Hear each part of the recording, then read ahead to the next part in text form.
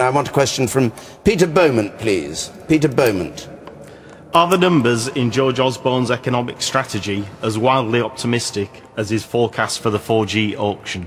Yes, remembering that they were hoping to raise 3.5 billion and only got 2 and a bit from the auction of 4G announced today, and it was a key component of the Osborne economic strategy in the autumn statement that this money would come through, so they seem to have a large hole there.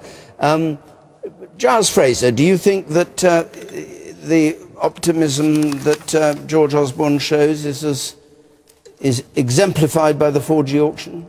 Well, it's clear that the whole the numbers don't add up, and that this which numbers don't the numbers don't add up in the last budget, which was premised on the fact that there was going to be more money coming in from the sale of 4G. But I mean, actually, it's a wider problem. It's the problem about the way in which that budget really doesn't work, because it's premised on the idea that austerity is the only way forward. And I think it just is another example of how the numbers don't work out for the current government. And what we really need to do is we need to invest money in our infrastructure, particularly in our housing, to stimulate the economy, to create more growth, and so that actually we can find a way of getting this economy kick-started again. But at the moment, if all we're doing is sort of garrotting our economy with austerity, we're never going to find a way forward. Okay.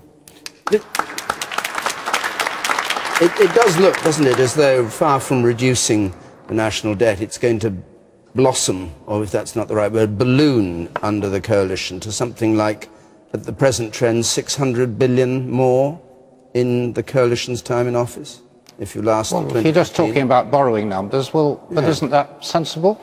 What we're trying to do is to reduce, sorry to use economic jargon, the structural deficit. In other words, it's the amount of revenue that we used to get from the banking system and the property bubble that disappeared. And the government's got to try and deal with that in a measured way over time. We've been very pragmatic about it. We started hoping to do this over 4 years. We're now planning to do it over 7, which is the kind of time period that the last Labour government set as it happens. But, I mean, when the economy slows down, the sensible thing to do, the sensible Keynesian thing to do, is to let the deficit widen temporarily, and that's what's happened. And similarly, the government's got to borrow to do the kind of thing Giles is talking about, which is to invest in housing and infrastructure, and those are the things that's happening. So the fact that the borrowing Keynesian in that respect, yes, deliberately allowing the debt yes, to we have grow. been deliberately flexible on that matter. What the government's trying to do is 2 things. And this is why the austerity versus growth argument is so foolish. We've got to do 2 things at once. The first is to try to get the public finances in order, and we're doing that, and it's painful and difficult.